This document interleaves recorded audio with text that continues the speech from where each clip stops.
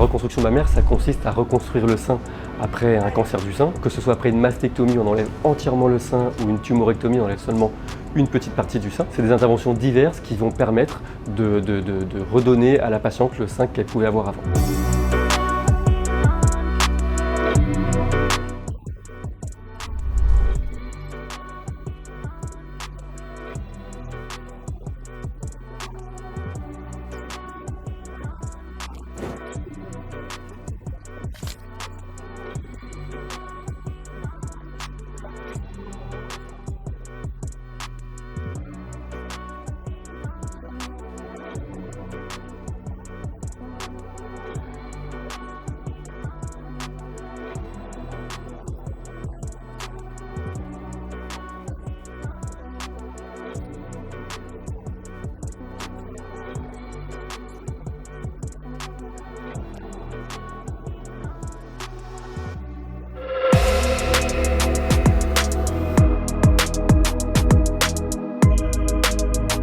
L'hypofilling, c'est une greffe de graisse en fait. Donc je vais prélever de la graisse sur une partie du corps, que ce soit au niveau du ventre, au niveau des cuisses, au niveau des hanches, peu importe. Cette graisse ensuite va être centrifugée, purifiée et va être réinjectée au niveau du sein. Donc le but est de redonner du volume au niveau du sein. Et comme c'est son propre corps, son propre tissu, il n'y aura pas de rejet. Et surtout, ça permet d'avoir un sein qui va avoir un toucher naturel après par la suite. Donc là, on voit la photo avant où la patiente n'avait pas de sein, il y avait une ablation du sein. Et là, on voit les différentes étapes lors des différentes photos après intervention, le volume qui réaugmente petit à petit.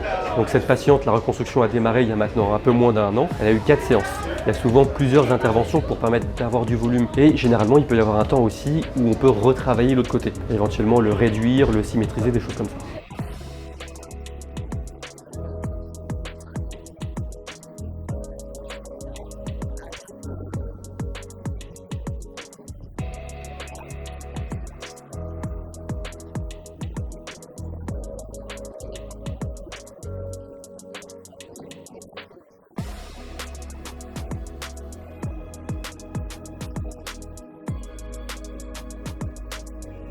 Bien sûr, toutes les femmes atteintes d'un cancer du sein peuvent bénéficier d'une reconstruction. En France, c'est un peu le problème, c'est qu'il y a seulement 30% des femmes qui se font reconstruire après un cancer du sein. Donc ce chiffre, il est vraiment trop faible. Il y a plusieurs facteurs qui peuvent expliquer ça, mais il y a aussi un manque d'information. Toutes les patientes qui ont un cancer du sein ne sont pas assez informées lors de leur traitement des possibilités après par la suite.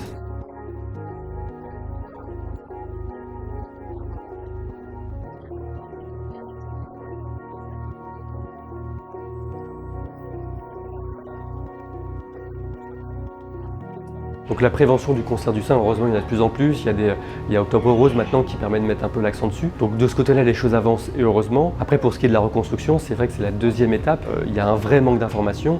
Et ce qu'il faudrait, c'est que chaque patiente, lors de son premier rendez-vous pour un traitement du cancer, on lui propose aussi un rendez-vous avec un chirurgien plasticien pour parler de la reconstruction. Ça permet aussi d'aller de l'avant et de garder espoir avec ce combat, quoi.